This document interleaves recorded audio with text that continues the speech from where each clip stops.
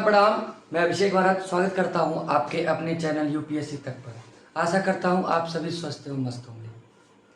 तो आज दोस्तों, हालांकि मेरी तबीयत उतनी ठीक नहीं है, गला मेरा आज बहुत ठीक नहीं है, लेकिन फिर भी अपने आप को बचाते बचाते मैं अपने आप को रोक नहीं पाया इस विषय पर बात करने के लिए, जिस विषय पर मैं करने जा रहा हूँ। आज मैं किसी विषय सूची पर बात करने नहीं आया हूँ, किसी ऐसे विषय पर नहीं बात करने आया हूँ जो आपके शिक्षा से रिलेटेड हो। आज इससे इतर मैं आपके समाज के बदलते धारणा और प्रकृति और मानवीय मूल्यों पर बात करने वाला हूँ। ये शिक्षित समाज जो अपने आप को शिक्षित बोल रहा है, ये किन धारणाओं पे अपने आप को शिक्षित, किस प्रकार के पैमाना बना रहा है, इतनी जटिलताएं बनाते चले जा रहा है कि किसी एक धर्म से होना, किसी एक जात से होना, किसी एक मजहब से होना, और आज तो यहाँ तक बात आई कि नाम पर आ गया। जी हाँ, आप जहाँ जाना चाहते हैं हम उसी पर बात करने आ रहे हैं। अब हमें सावधान होने की ज़रूरत है। ध्यान दीजिएगा, सावधान मैंने कहा है। हो सकता है आज मेरा नाम अभिषेक भारत है, हो सकता है कोई अभिषेक नाम का लड़का कल कुछ गलत कर दे और मुझे अपने नाम पे ग्लानि करना पड़े। और ये मैं अपने खुद से नहीं करूँगा, ये समाज हमको ग्लानि करवाएगा, हमारे आसपास के लोग करवाएंगे। अब आता हूँ मैं सीधे सीधे, बहुत ज़्यादा घुमाते हुए नहीं टॉपिक पे बात करता हूँ। आपने वर्तमान में घटना सुनी होगी, जो हमारे प्रयागराज की घटना है, ज्योति मौर्य। ज्योति मौर्य कोई सामान्य लड़की नहीं है। उन्होंने 2015 में महिलाओं में 3rd रैंक आया है, ऑल ओवर 16वीं रैंक उनकी आई है। और आप यूपीएससी को अगर अच्छे से नहीं जानते हो तो मैं परिचित करा देना चाहता हूँ, ये पैसे से प्राप्त करने वाला पद नहीं है। या आप सोचिए कि आप 2-4 हज़ार, 10 हज़ार, 20 हज़ार, लाख रुपए देकर आप किसी को IAS PCS बना दें, ये कोई खाना दाल चावल जैसा नहीं है कि आप बना के खा जाएं। इसमें बड़ा परिश्रम करना होता है, बड़ा त्याग करना होता है। मैं इन बातों को कहकर मैं उसे सही नहीं साबित करता हूँ, लेकिन किसी एक गलती के लिए 2 बार सजा देना संविधान में भी नैतिक नहीं माना जाता, या वैधानिक रूप से भी सही नहीं है। तो ठीक है, अगर उसने वो गलती की है तो उसके पीछे के क्या कारण हैं, कौन कितना सही है, कौन कितना गलत है, ये हम फैसला कैसे कर सकते हैं बिना किसी जानकारी के। इनका वो जो उनके पति हैं, आलोक मौर्य नाम जिनका है, उनका 2009 में 4th ग्रेड में उनकी नौकरी लगती है। कितना पेमेंट होगा उनका मैं उस पर नहीं जाना चाहता, लेकिन आप पूर्णतः ये कहें कि नहीं, आपने पढ़ा लिखा के उसको PCS बना दिया और आज उसने गलत किया। दूसरी बात, अगर इस देश में हर व्यक्ति का अलग मताधिकार है, अलग कर्तव्य है, अलग अधिकार है, उसके और भी मौलिक अधिकार जो जुड़े हुए हैं, तो उसके विचार अलग है।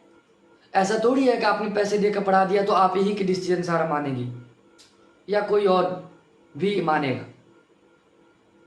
ऐसा नहीं होना चाहिए। उसके बाद इनकी शादी 2010 में होती है, जो कि लड़के पे ही निर्भर करता है। वो किस लड़की से शादी करेगा, उसका चुनाव वही करता है।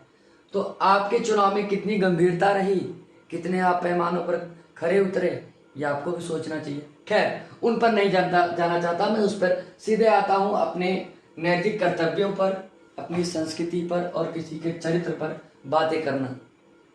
कोई कैसे हक दे देता है इस समाज को किसी के ऊपर खुलेआम टिप्पणियां करने का। कई बार लोग आत्महत्याएं कर लेते हैं इन्हीं सब प्रभाव और दबाव के नाते।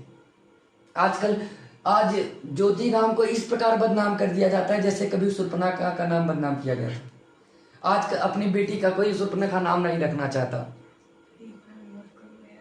तो मैं इस बात को कहना चाहता हूं कि मान लीजिए किसी नाम ज्योति है। अब कई घटनाएं मेरे पास आई, तो मैं इस पर ही बात करना चाहता हूं कि लोग अब इस नाम की लड़कियों को चिढ़ा रहे हैं। अब इसमें इसका क्या दोष? कल अभिषेक नाम का कोई बलात्कारी निकल जाए, इसमें मेरा क्या दोष? लेकिन अब हर लड़की तैयारी करने वाले को ही, या जो समान लड़की है जिसका नाम ज्योति है, उस पर ऐसा ध्यान केंद्रित किया जाता है जैसे ये भी कोई अपराधी हो। या कई और घटनाएं जो आपको समाचार पत्रों में मिलती होंगी, कई लड़कियों को घर बुला लिया गया कि आप तैयारी मत करिए, मुझे संदेह है। मेरे कुल मिलाकर इन सभी नकारात्मक माहौल में एक सकारात्मक संदेश देना चाहता हूं कि किसी भी नाम, धर्म, मजहब, संप्रदाय, जात के आधार पर पूरे वर्ग को कटघरे में नहीं खड़ा करना चाहिए। इसका विशेष ध्यान रखना चाहिए।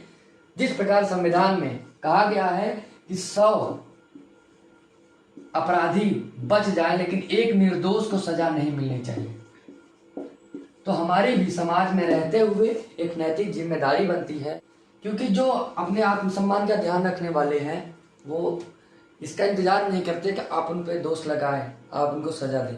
वो अपने आप को खुद दोषी अगर मान लिए तो खुद को सजा दे देते हैं। तो आप लोगों के प्रतिक्रियाओं द्वारा या किसी के भी ऊपर ऐसा इल्जाम नहीं लगना चाहिए, ऐसा दोष नहीं लगना चाहिए कि वो कोई गलत कार्य करे। तो आप सभी से यही निवेदन है, किसी के नाम, जात, मजहब से कभी किसी को ना आके, और ऐसी जो नकारात्मक खबरें हैं उसे ज़्यादातर हमें इग्नोर करना चाहिए। बजाय इसके हमें कई सारे ऐसे सकारात्मक चीज़ें हैं जिनको हमें फैलाना चाहिए। इससे हम सबका भला होगा, क्योंकि नकारात्मकता फैलाएंगे तो नकारात्मकता का प्रभाव ज़्यादा होगा, उससे बल मिलेगा। तो आप सभी से इसी निवेदन के साथ मैं अपने इस वीडियो को यहीं समाप्त करता हूँ, और इसी के साथ अगले वीडियो में फिर किसी नए विषय और पर मिलेंगे। तब तक के लिए आशीर्वाद दीजिए। धन्यवाद। प्रणाम।